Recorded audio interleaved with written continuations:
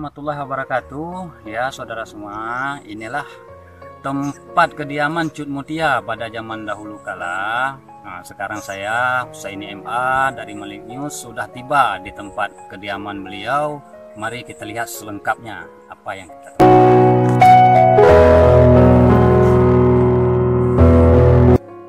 Ini kita akan melihat, sepertinya di sana ada salah satu temuan. Mari kita lihat bersama.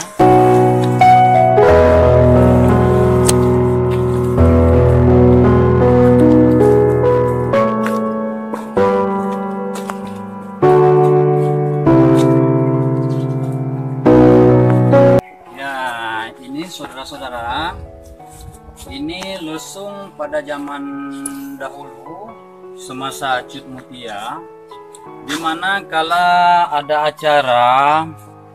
acara sambutan tamu, yang mana lesung ini dipakai untuk menumbuk beras untuk membuat tepung. Nah, itu saudara-saudara, ya, ini salah satu temuan kita. Ini sepertinya usianya sudah sangat lama sekali, tapi namun masih sangat kokoh.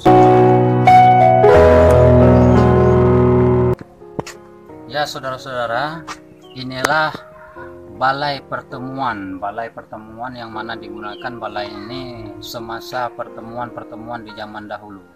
Bila ada pertemuan dari antar kerajaan waktu masa itu, disinilah tempat dari luas balai ini sekitar lebih kurang